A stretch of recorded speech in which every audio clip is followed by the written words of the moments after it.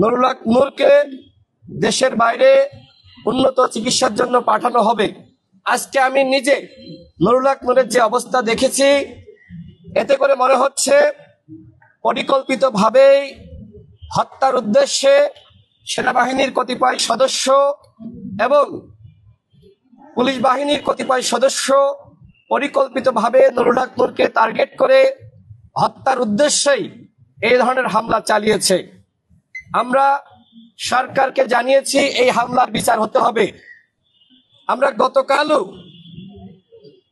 বিক্ষোভ সমাবেশের মাধ্যমে সরকারকে বলেছি, যেহেতু জাতীয় পার্টি ফ্যাসিবাদের দোসর এবং তাদেরকে কেন্দ্র করেই তাদের রাজনীতিকে আবারও পুনর্বাসিত করা নিয়ে একটি পরিকল্পনা ছিল, সেই পরিকল্পনার বিরুদ্ধে যেহেতু নুরুল হক নূর সহ আমরা কথা বলেছি, মুখোশ উন্মোচন করেছি, তাদের পরিকল্পনা ভেস্তে যাওয়ায় মূলত নুরুল হক নূর সহ আমাদের শতাধিক নেতাকর্মীর উপরে এই ধরনের আক্রমণ করা হয়েছে।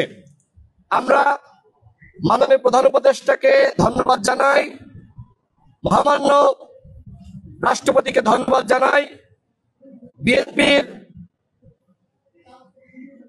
সাবেক প্রধানমন্ত্রী বেগম খালেদা জিয়া, তাকে আমরা ধন্যবাদ জানাই, বিএনপির ভারপ্রাপ্ত চেয়ারম্যান জনাব তারেক রহমানকে ধন্যবাদ, বিএনপির মহাসচিব মির্জা ফখরুল ইসলামকে ধন্যবাদ, এবং একই সাথে যে সকল উপদেষ্টারা নুরুল হক নূরকে দেখার জন্য হাসপাতালে এসেছেন, খোঁজ খবর নিয়েছেন, আইন উপদেষ্টা জনাব আসিফ নজরুল এবং স্বাস্থ্য উপদেষ্টা সহ স্থানীয় সরকার উপদেষ্টা জনাব আসিফ মাহমুদ, যারা এসেছেন তাদেরকে আমরা আমাদের দলের পক্ষ থেকে ধন্যবাদ জানাই। এছাড়া জামাত ইসলামের শীর্ষ নেতৃবৃন্দ, এনসিপির শীর্ষ নেতৃবৃন্দ, ইসলামী আন্দোলন বাংলাদেশের শীর্ষ নেতৃবৃন্দ সহ বিভিন্ন রাজনৈতিক দলের আমির এবং মহাসচিব, চেয়ারম্যান, সাধারণ সম্পাদক অনেকে দেখতে এসেছেন। সবার নাম আমি নিতে পারছি না, সময় সংক্ষিপ্ত। আমাদের দলের পক্ষ থেকে তাদেরকে আমরা ধন্যবাদ জানাই এবং ফ্যাসিবাদ বিরোধী শক্তিকে আমরা তাদের প্রতি কৃতজ্ঞতা জানাই। নুরুল হক নূরের উপর যে হামলা হয়েছে, এই হামলাকে কেন্দ্র করে আজকে পুরো জাতি একতাবদ্ধ হয়েছে।